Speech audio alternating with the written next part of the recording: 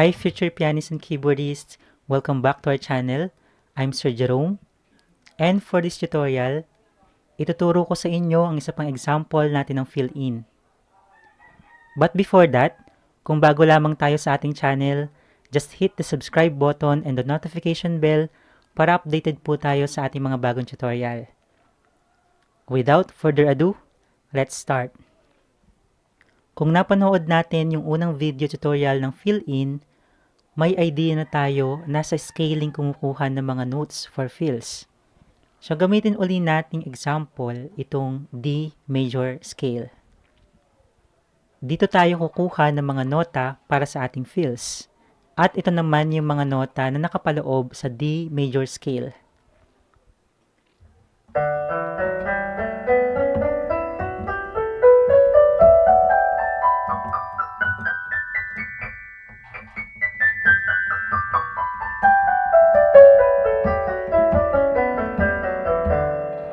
After nating ma-identify yung notes, ituturo ko sa inyo yung isa sa mga paborito kong piano fills.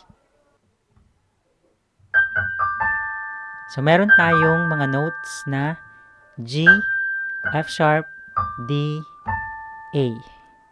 At ito naman yung kanyang sound kapag inulit natin ng ilang beses.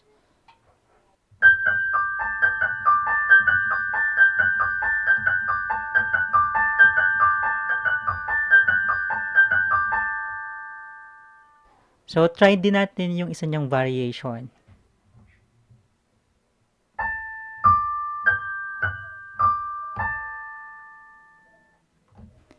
A, D, G, F sharp, D, A.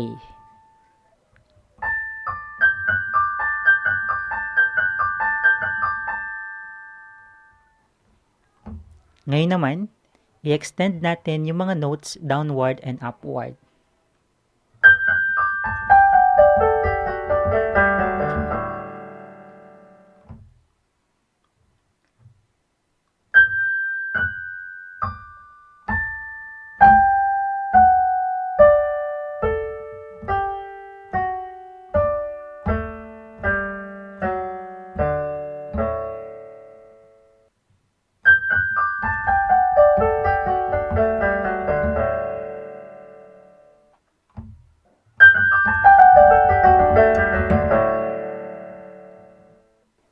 This time, isama natin siya sa chord progression ng D, B minor, G, A.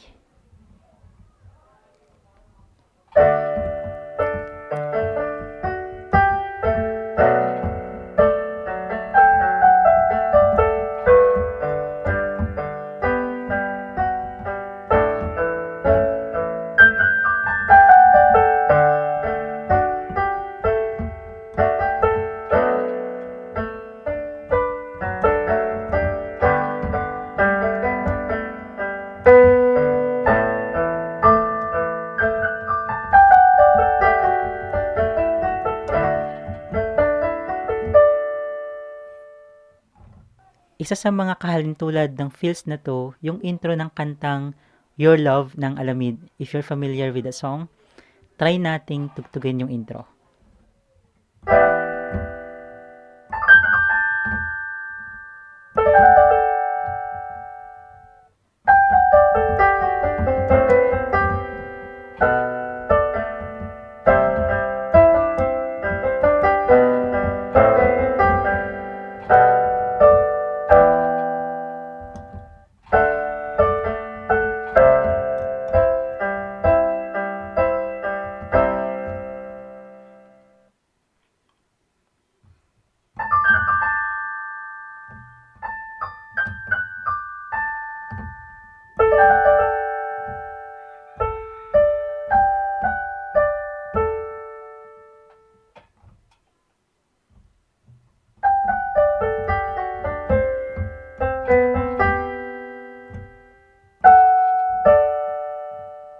So this is one of the many fill-ins natin like piano runs and licks.